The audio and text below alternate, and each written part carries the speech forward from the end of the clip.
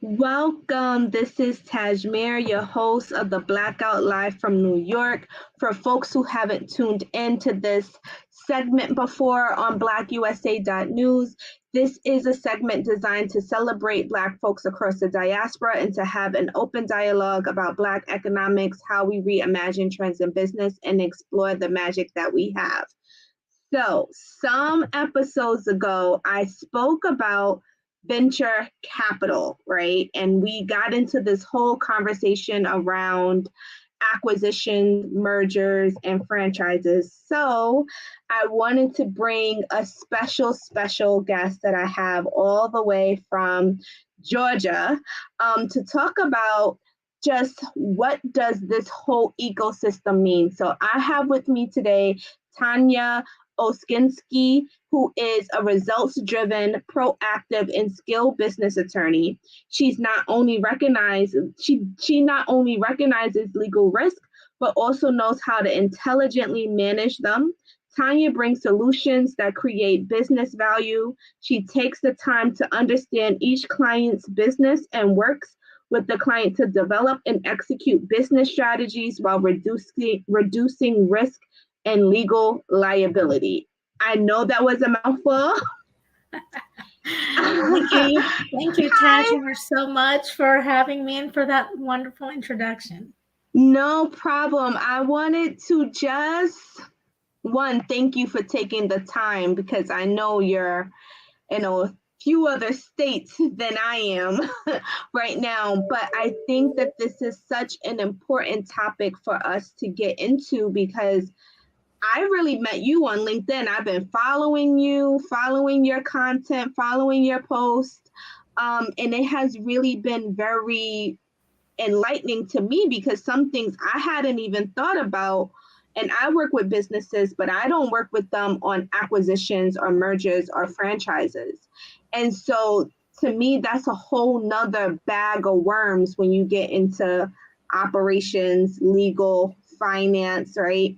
And I can only imagine that that also plays a role in venture capital when people are selling equity, buying equity, merging companies together, all of that stuff. So I was so excited when you decided that, yes, you were going to come on the show because I think that this is valuable information. So before I get into all the questions that I have about that, how did you even get into this space? Like, this is such a unique position for attorneys. How did you even get into this space? Well, thank you, first of all, so much for having me. And I am super excited to share what, little bit I know with the audience. And I appreciate you giving me this opportunity. So I went to law school back in the 90s, thinking I was just going to be regular, lawyer. And when I came out, it was during a recession. So there were very, few jobs, very difficult to get a job. And the first job I got was working for Georgia Tech here in Atlanta as an in-house lawyer, which exposed me to this world of being an in-house lawyer and working with inside the business, really getting to know that one business versus attorneys who work for law firms and have many clients and they have to spread their knowledge among different clients. I was lucky enough to just have one, and it was very interesting. And it was a great springboard to other corporate roles. From Georgia Tech, I went on to into the private sector and worked in other corporations like MCI and Georgia Pacific. So I was in this role with lots of business happening. These companies were doing a lot of buying and selling of companies. So I got to have a really close-up view of those transactions for the big guys, right? When there's a whole team of lawyers, on one deal. And about 5 years ago, I decided to go out on my own so I can bring that level of experience to the smaller businesses who can't afford a whole team of big law firm lawyers. And so I work on much smaller transactions now, not quite as big, but also just as important to those clients, if not more important. to those clients that I represent now. So what are some of the topics that come across your desk with small startups, I guess you could say, or just small businesses in general? What are some of the topics that come up? So the topics that come up are usually things about liability when they're first starting out. And I think you and I talked about this when startups are getting their stuff together and planning for their, big dreams.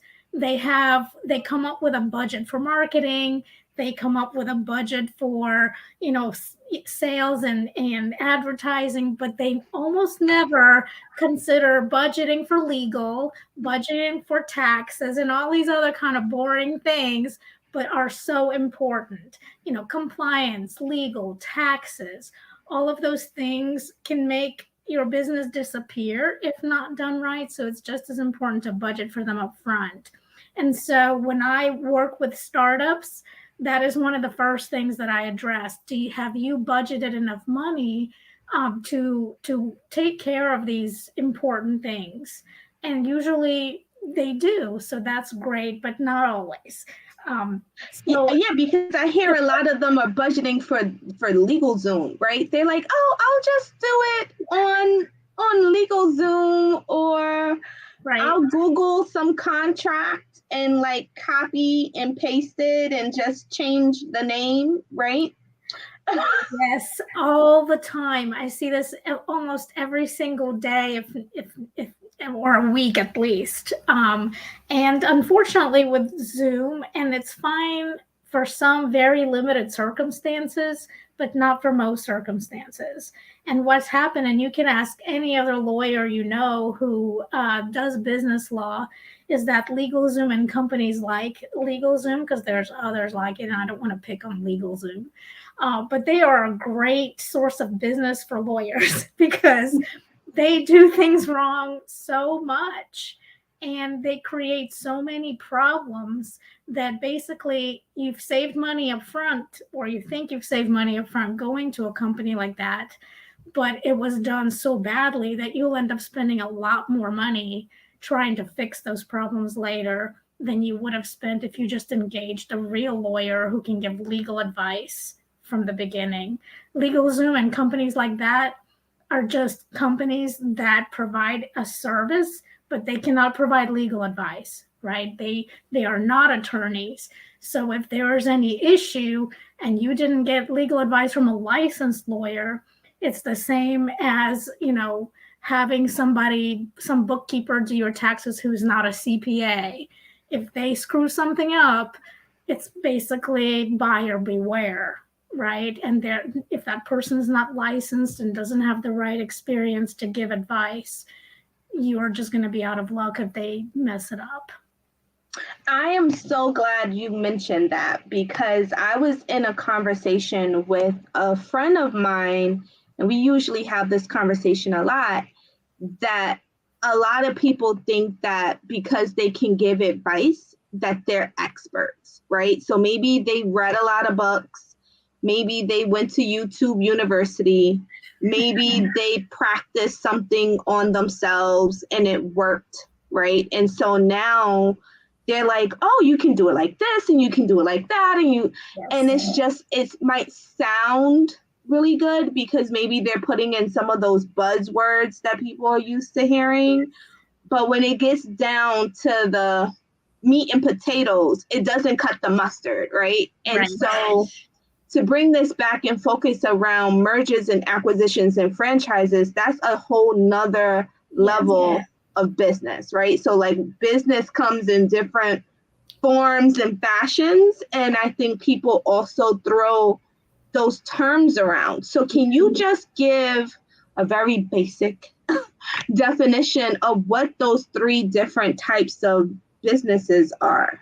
Sure. Well, franchises are, very specific regulated kind of business. So if you think of a franchise like, Subway, Sandwich Shop, or McDonald's, someone came up with this concept and then they license their intellectual property, their processes, their operating system to other business people to kind of to get a piece of that. And that's called a franchise, and that's just a very basic kind of definition. And it's not as easy as people think, right? First of all, franchises are very highly regulated. You can't just say, I'm giving you a franchise. There's a lot of regulations that have to be complied with that are very complex. There have to be disclosures that are provided to each person and so on. And if any business owner out there is thinking of franchising their business idea, you need to budget at least $10,000 to $20,000 just for legal fees alone to prepare that package. So it's very, very expensive. And then on the back end, if you want to become a franchisee, in some company that is giving you that license, you have to realize that this is not your business. You're basically getting the right to use that company's trademarks and names, but they don't belong to you. At any time when that relationship ends, you are basically left with nothing. You're basically buying a job for yourself, which there's nothing wrong with doing that, but realize that this is not something that you will own forever and ever, as if you came up with your own business idea. Right. So mergers and acquisitions are just this, term of art. It's basically when a business decides to buy or sell another business. People talk about mergers like it's a thing, and very rarely it is a thing. Usually what people do is either buy a company outright or not. So mergers, which is what you just envision, like we're merging together and we're equal and we're going to be running the whole thing together. That pretty much never happens, right? Because somebody has to be in charge. So usually it's an acquisition. So despite the name, it's usually just an acquisition. And that is when one business buys another business.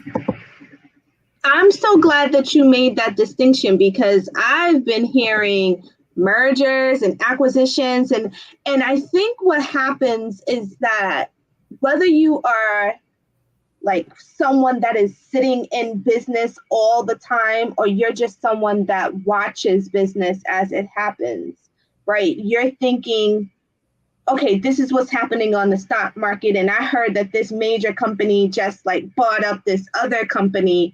And it seems like these things happen so quickly.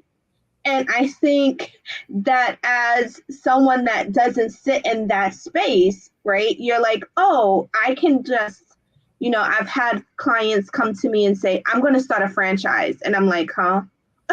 Right? And they're like, I'm going to start a franchise because I have a really great business. And I think that somebody's going to want to franchise it. And I know not as much as you do, but I'm like, I think those are a lot of steps, right? Like, yes, you got to secure the IP. Yeah, it takes at least 10 or 20,000 just for legal fees alone, and probably several weeks or months at least. Those are the minimum times. It could take a lot longer and be a lot more expensive than that to create a true franchise. And that doesn't mean somebody's actually going to want to buy it, right? So you have to do all of that before you even have somebody who is willing to shell out the money for it. So it's a lot. And it's the same thing like when you are ready to sell your business. People think, oh, I got this thing built up. I got a couple of contracts. I'm going to find a buyer and sell, and I'll be sitting pretty on some beach drinking a margarita. Well, it almost never works like that, right? In real life, in the real world, it takes a long time. If you have to build up your business to be sellable, right? It has to have a history of revenue and ongoing revenue, recurring revenue. And then it usually takes, I would say, between 3 to 5 years to prepare your business properly for a sale. You have to have all your contracts documented to raise that value. Otherwise, yeah, sure, somebody can buy it real cheap, but you want to raise that purchase price. You're going to prepare it really well. You want to make sure your financials are super clean, all your books and records, all your contracts are in writing, all of your corporate documents are set, all of your intellectual property rights are clear, all of those things. And that takes time. And then, the marketing of the business may take time. And then the buyer will come in and they'll want to examine everything. They'll want to take a deep dive into all of your financials and all of your books and records. And then there will be a period of negotiation of the purchase agreement, which is the last step.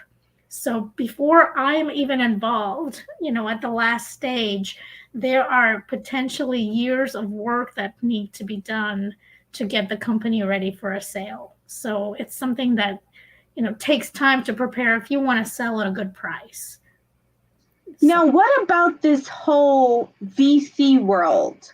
And people are saying, like, I'm going to go out there and I'm going to raise money. I'm going to get like a angel investor or some sort of investor, right? Yeah, it's a complicated world, and I'm sure you've seen, like, there's some shows out right now on, some TV shows that have come out that, deal with this. It's a crazy world. It's very complicated. And again, on these shows and movies, they make it sound like, yeah, I'm going to have this guy agreed to be my angel investor. Now the deal's done. Or just like in Shark Tank. Well, what they don't show on Shark Tank is the hundreds of pages of contract language that have to be agreed to get that completed. And the fact that you are giving up usually a lot of your equity in the company. So to get this kind of money coming in sounds really great, but it's not all roses, right? There's a lot of things that you give up to get that money, and you have to be rational and realistic when you think about that, because people don't think about, okay, I've got all these great investments and millions of dollars, but now I have a minority interest in my company. So next thing you turn around, the board doesn't like something you've done and you're out. And that company you started, you're no longer a part of it. That would be a terrible thing to happen. Yeah, it would be. Again, this is echoing conversations that I've had recently, because I think that people, again, that aren't sitting in this spot all day, every day, they are seeing things happening and they're trying to figure out, what is my role in the business ecosystem? Yeah. And they cherry pick something and they think that, like, this is going to be it, without understanding. Like, while you were talking, I heard nothing but legal folks and different types of legal folks and accounting, right? Like, forget the marketer, the brander, like that. Those people weren't in my mind. I thought contract attorneys, trademark attorneys, copyright attorneys, right? Yes. So valuations, right? Like, who's going to value? How do you even get to valuating the business at a fair market value? What does that even mean? How do you evaluate potential, right? Like, you built something, but now you have potential that it can grow. That takes a long time to come up with that number. Yeah. But these are people that you have to pay all along the way. That's right. And it is so important that a business owner surround themselves with the right advisors who are neutral, not someone who is going to benefit from getting your business personally, right? Not some marketing person who's just selling you, but people who are completely neutral. They get paid no matter whether you win or lose, so they're not going to be biased. People like accountants, people who are just looking at the numbers, because you know what? Numbers don't lie, right? If it's a great deal, the numbers will show it. If it's not, the numbers will show it. People like valuation experts are critical because they live in the real world, right? They're not living in the marketing world, which is a little bit skewed of reality. So as a business owner, it's really important to surround yourself and have the marketing people there too, because they inspire you, they make you feel great. But in the end, at the end of the day, you need to be realistic. You have to look at things the way they are, and not and then and be prepared for not just the upside, but also for the downside, right? A smart business person looks at both, and you have to understand what the downside can be so that you can mitigate it. If you're only looking at the upside, you are opening yourself up to all kinds of stuff. If you understand the downside, and unfortunately that means people like me who are always looking out for the downside, but at least then you know what you can do. You can mitigate downside. You can do other things to remove those the percentage of effect that it may have. But without looking at it, you don't even know what it could be. So as a mergers acquisition franchise attorney, do you think this is something that newbies can get into? I mean, like, I don't want to just say people can't do it, but do you think that there's a certain breadth of experience that's needed to understand these complex business models and structures? Or do you think that there's leeway for someone who comes right out of law school this year and they say, I'm going to just start this merger acquisition franchise boutique firm? How do you negotiate that? Because I think that there's so many people starting businesses. Yeah. And there's some people that have tons of experience. There's some people that are just very green in their exposure period. But because this is so complex, this is something that has so many different moving parts.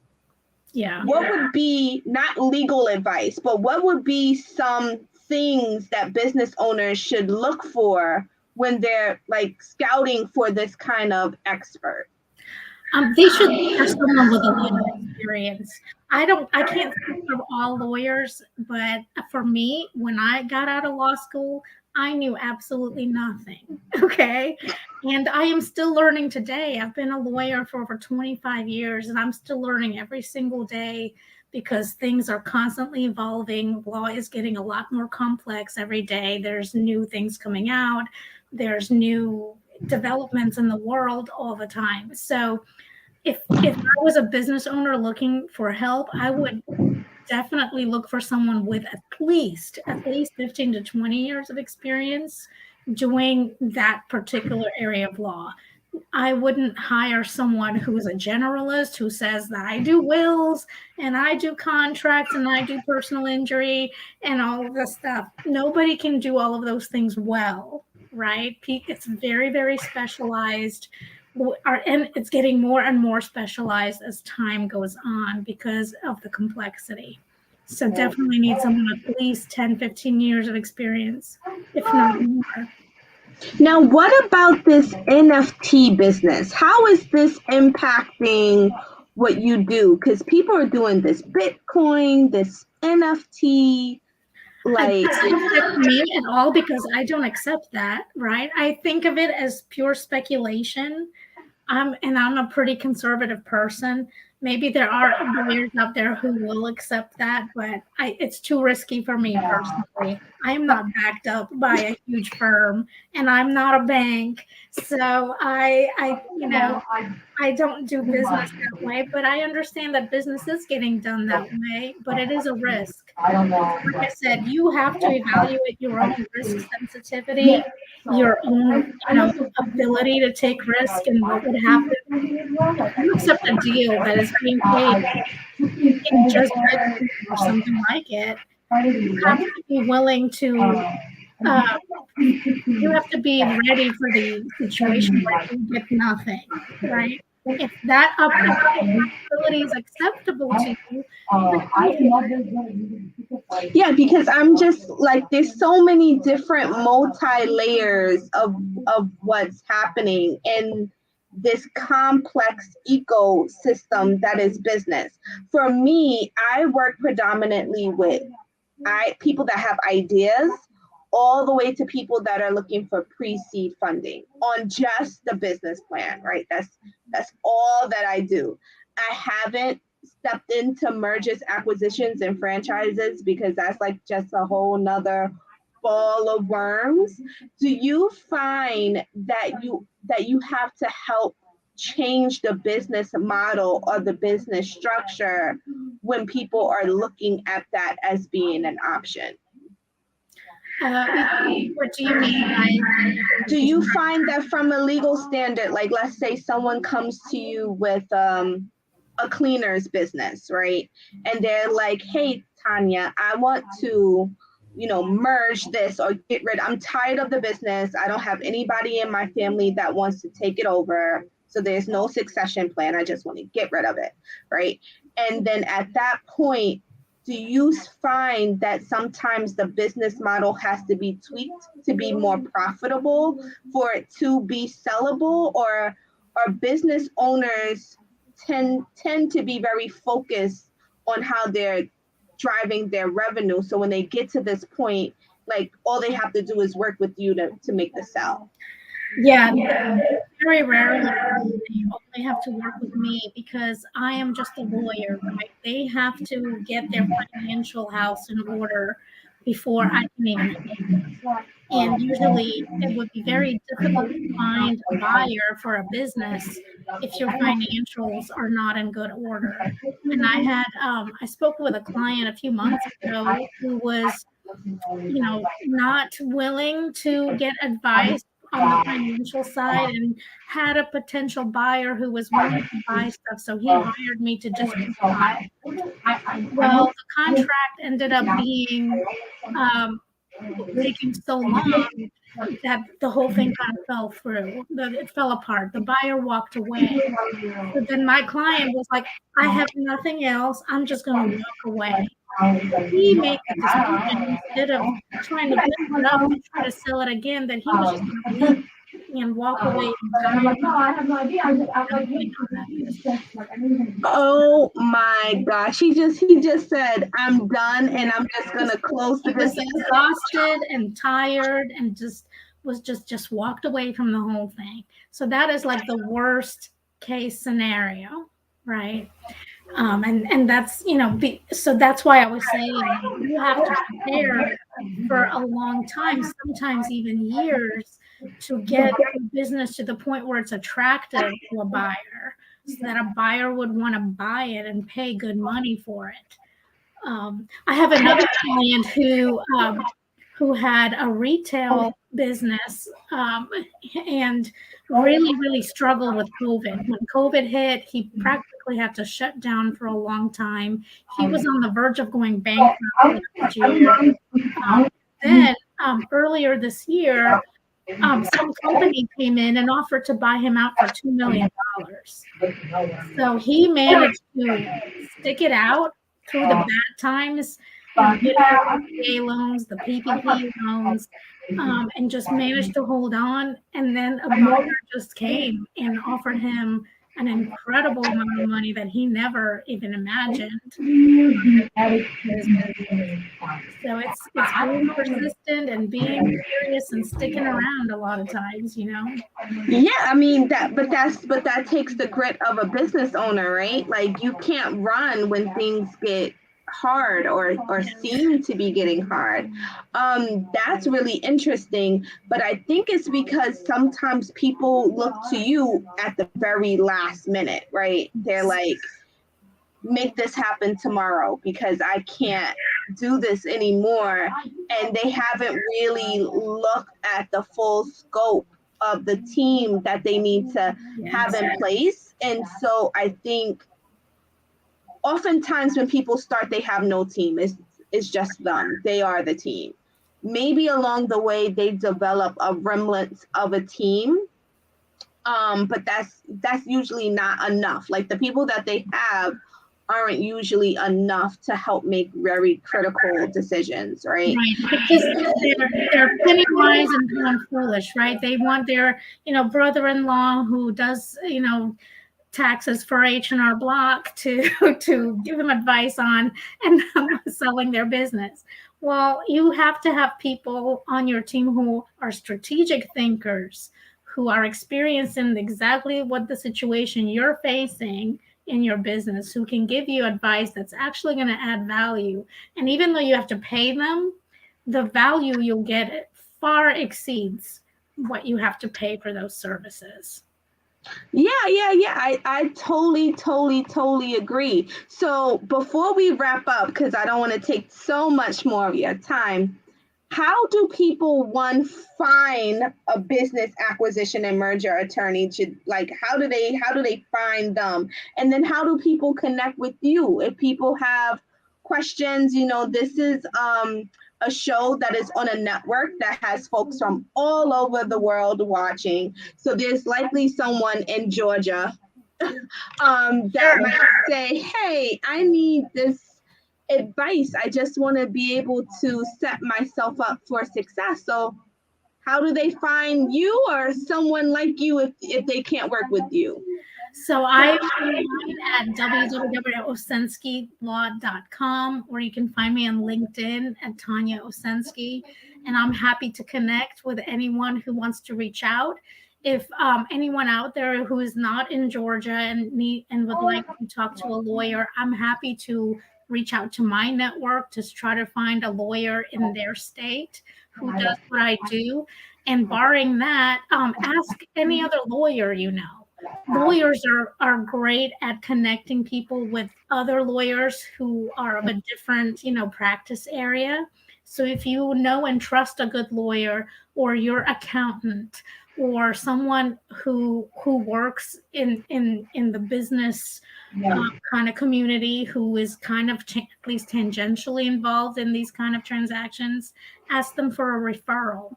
And ask for multiple referral, interview people, see who you feel comfortable with, and then you just have to try them out. Well, I can just tell you, I love your content on LinkedIn. Thank you. For me, LinkedIn is my platform of choice, although I am also on Instagram. But I love LinkedIn, and your posts are always so insightful. And the stories that you tell without blasting clients is just around the core issue or concern of I read something, I don't remember when you posted it, but something around contracts. And it was almost like two brothers, or they were definitely related, and they didn't have a contract in place. Yes, and one person, thought they were giving a loan, and the other person thought that they were buying into the company, and then the company dissolved. Yes. And it was a whole big mess because emotions got into the middle of it. Yes. And there was no way to really determine who was actually more right? Yes. Which to me spoke to the importance of, forget acquisition, mergers, and franchises, but everything needs to be a contract. Right. A contract with clear terms. And if, even if you don't feel comfortable going to an attorney, at some point, just write down what you think. Yeah. Right. Yeah. And then get it polished. Right. So I really enjoy your content on LinkedIn. Thank you so much. Appreciate that. Thank you. No problem. I found you. I slid into that message. Folks, sliding into messages still work. You're able to genuinely connect with people in this virtual space and discover and explore synergies. But thank you so much. Feel free to stop by anytime. Well, thank you. Yeah. Feel free to stop by anytime. I had such a great time talking with you today. You Folks, too. this is Tasemere from the Blackout live from New York. We talked about acquisitions, franchises, mergers, a little bit about contracts, a little bit about who your team should be so you can plan a little bit more strategically. And again, thank you so much, Tanya, for taking the time. Thanks, Tasemere. Appreciate it.